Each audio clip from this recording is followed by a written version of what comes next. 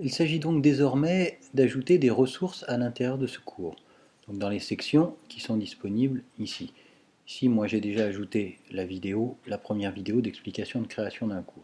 Donc pour cela, nous activons le mode édition, ici, afin, vous voyez, de faire apparaître les éléments qui vont me permettre de modifier le cours. Alors, les éléments importants de modification se situent ici, ce sont les deux listes déroulantes ici et ici qui apparaissent dans chaque section. Donc la première liste déroulante va permettre de choisir ce que nous allons mettre à disposition des élèves. Donc des ressources que les élèves vont pouvoir lire et qu'ils vont pouvoir s'approprier. Et la deuxième liste, les activités que nous allons pouvoir mettre à disposition des élèves, donc des choses qu'ils vont devoir faire et nous rendre, ou alors, par exemple pour le forum, des choses où ils vont devoir discuter entre eux. Donc ici, première chose à faire, ajouter une activité. Nous allons donc commencer par insérer une étiquette.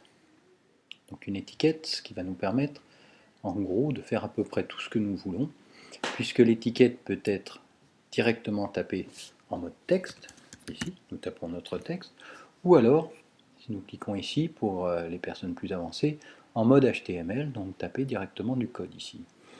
L'intérêt de cette étiquette, c'est que nous pouvons directement mettre du texte, mais que nous pouvons aussi, ici, insérer des liens hypertextes. C'est-à-dire que vous tapez un texte, exemple, point, connecté à Google.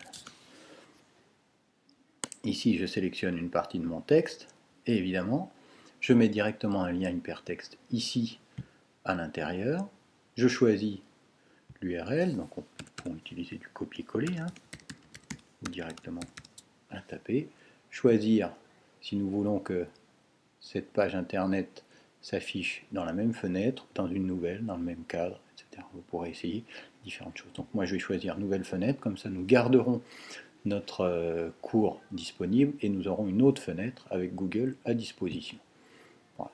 Nous pouvons aussi envisager d'insérer des images, des tableaux, des sons, à peu près tout ce que nous voulons. Alors bien entendu, si vous souhaitez insérer une image ou un son, il va falloir que ce fichier son ou image soit disponible à l'intérieur de l'ENT. Donc il va falloir le déposer. Pour cela, je le montrerai juste après. Pour l'instant, j'enregistre et nous allons visualiser ce qui se passe à l'intérieur de notre cours.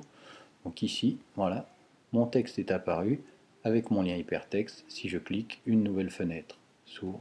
Je suis dans Google.